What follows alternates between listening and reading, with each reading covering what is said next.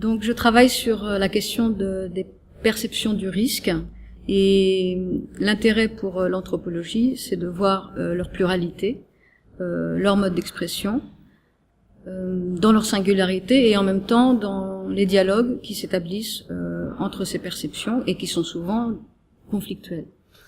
Donc je travaille sur les controverses environnementales qui concernent la question alimentaire, mais pas uniquement, pour regarder comment s'opposent les points de vue et comment ils s'articulent les uns avec les autres.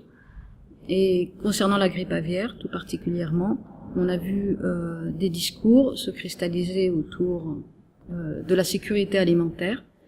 Et j'ai étudié donc la manière dont ces discours étaient produits et les usages sociaux qui en étaient faits. On croise la question alimentaire parce que la pratique de terrain exige d'aller dans les cuisines, de parler des choses qui importent aux gens. Et donc on croise le fait alimentaire effectivement auprès des femmes dans les cuisines.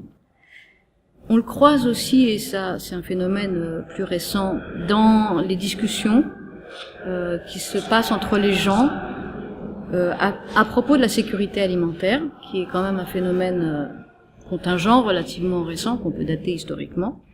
Et puis on le croise dans les médias.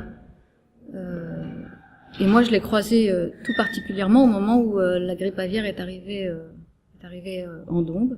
C'est là où j'ai fait mon terrain de thèse, et paf, un canard qui était malade est découvert auprès d'un étang. Et là, les gens, moi j'avais fini mon travail de thèse déjà, et les gens m'appellent, des éleveurs, me disent il faut que tu viennes voir absolument. On est en zone de danger sanitaire, et est-ce que tu peux faire le récit de cette histoire? Parce qu'aujourd'hui, il y a beaucoup de journalistes qui parlent à tort et à travers, et nous sommes invisibles, sans voix. Donc, j'ai décidé d'y aller. Et donc, c'est un peu les hasards de la recherche qui font aussi qu'à un moment donné, on croise des situations, des accidents de l'histoire, et dont on décide de se saisir. Donc voilà pourquoi j'en suis arrivée à la question alimentaire de manière un peu plus centrale dans mes objets, bien que je sois pas spécialiste de la question. Mais c'est aussi notre approche qui veut que finalement un fait alimentaire est articulé avec beaucoup d'autres dimensions et pose la question du rapport à l'environnement, rapport aux animaux que l'on mange, rapport aux végétaux, et pas uniquement des questions idéologiques ou de grands récits politiques.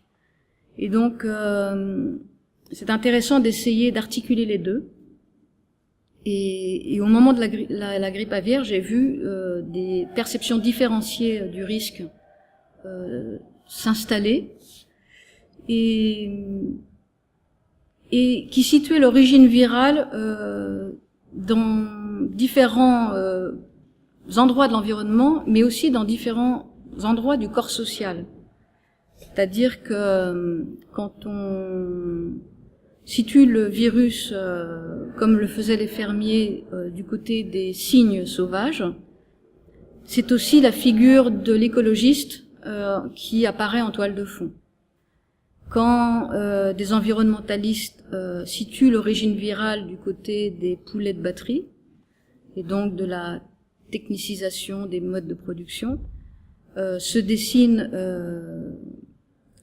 derrière l'industrie de l'élevage et des agriculteurs qui ont rompu le lien avec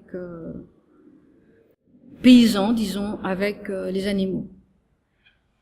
Et puis quand on est protecteur des animaux et qu'on combat pour que la consommation de viande cesse, se dessine, l'origine virale est située du côté de la domestication, c'est-à-dire que la domestication en elle-même est considérée comme nocive, et la figure sociale associée à cela est évidemment tous les gens qui produisent et commercialisent la viande et mettent à mort les animaux pour ce faire. Donc c'est intéressant de voir comment dans ces grands récits s'articulent en fait des relations spécifiques aux vivants, et des relations sociales prises dans une globalisation des débats sur ces questions alimentaires.